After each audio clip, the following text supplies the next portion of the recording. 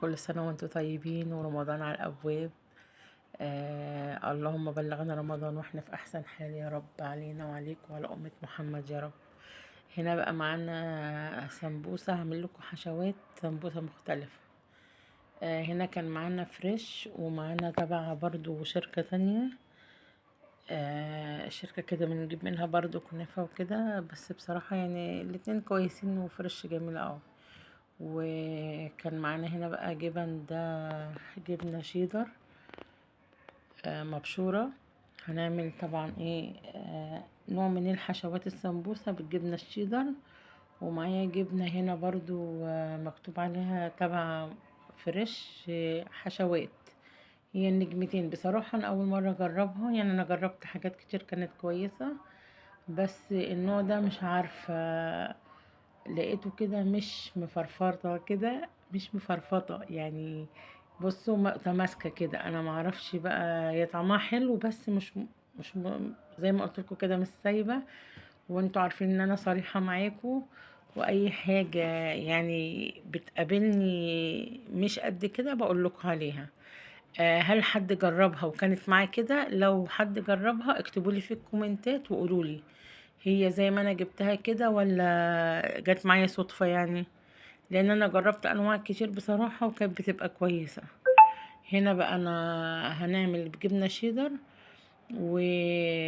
وهنا دي جبن كانت عندي برضو، وحطيت عليهم شوية جبنة رومي مبشورة، يعني دي جبنة رومي ومبشورة تمام، اللي هي العلبة الصغيرة. اما العلبة التانية ديت اللي هي شيدر. هنحشي بقى من ده ومن ده تمام، هي حشوات جبن. وفي نوع تاني برضو هبقى اقول لكم عليه واحنا مع بعض. انا بعمل هنا السمبوسة بفكها بالراحة، وبعملها زي القمع كده او زي المثلث، وببتدي بقى اخدها شمال يمين يمين شمال لغاية ما توصل للاخر. في ناس بتعمل مية بشوية دقيق او نشا وبتدهنها كده وتتلزق تمام. وفي ناس، انا عن نفسي بعملها كده، يعني باجي لاخر طرف ادخله جوه الطرف التاني وهي بتثبت على كده. طبعا بقى اما باجي اقليها بعملها على نفس الاتجاه اللي انا دخلت فيها زي ما انتم شايفين كده تمام. احنا بقى ايه الجبنة اللي طلعت معانا متماسكة ديت، اللي هي النجمتين فريش النجمتين. ولو حد جابها وطلعت متماسكة زي ما انا بقول لكم كده مش مفرفطة، يعني الواحدة بوحدتها اكتبوا لي وقولوا لي، يعني لان انا اول مرة اجرب الكيس دوت اللي هو لونه البرونز دوت النجمتين. هنا بقى انا عملت كده وحطهم في علبة واشيلهم بقى رمضان، كل سنة وانتم طيبين.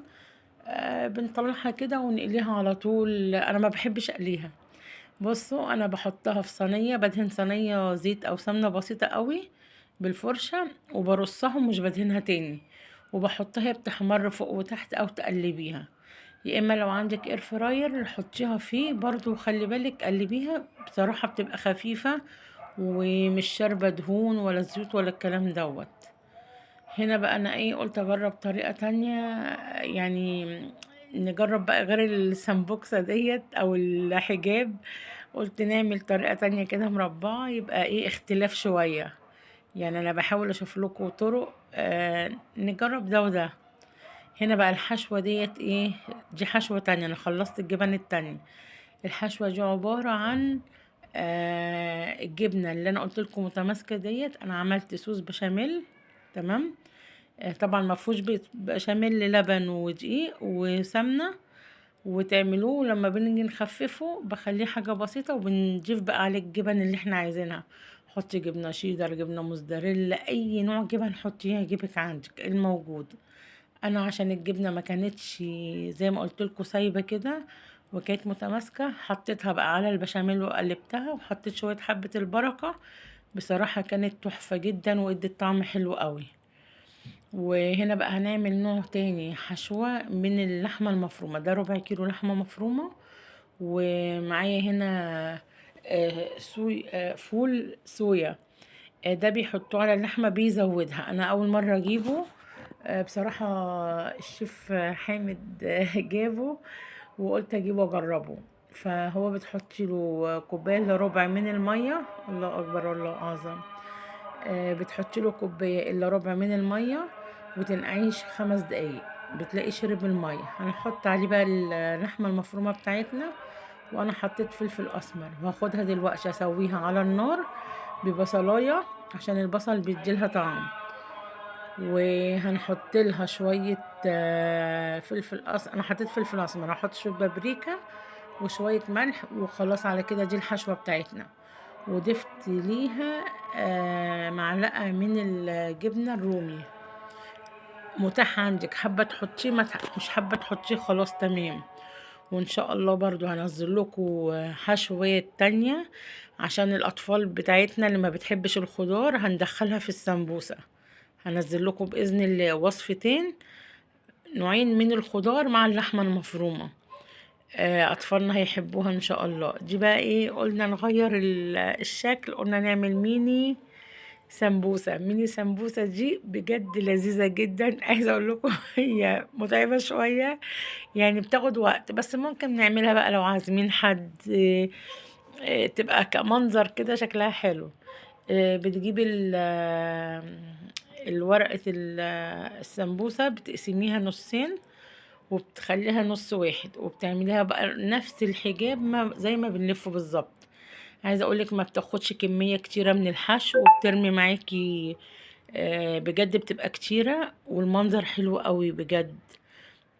وكل سنه وانتم طيبين، وما تنسوناش في اللايك والاشتراك، ودعمونا في القناه عشان يوصل لكم كل جديد، وشيروا الفيديو لأي حد من حبايبكم. عايزين نكبر، عايزين القناة تكبر ان شاء الله.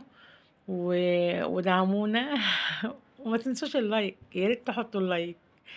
بصوا بقى زي ما انتوا شايفين بجد كانت جميلة جدا، وبجد رمت كمية كتيرة قوي. يعني حتى الحشوة انا عمالة بحشي الحاجة ومش بتخلص، يعني اللي هي الصغننة انا حبيت اوريكم الكبيرة شكلها ايه والصغيرة شكلها ايه. فدي انت لو عندك طولة بال شوية ممكن تعمليها كده تفاريح، تعمليها عزومة حاجة. بس بجد حلوة قوي، وعلى الاقل هتاكليها بصي الواحدة على قد البق على طول، ولا مش محتاجة ان انت تقطميها حتى. لو وصلت لغاية هنا ما تنسينيش في اللايك. وبصوا بسيطة ولذيذة، وكل سنة وانتم طيبين يا رب.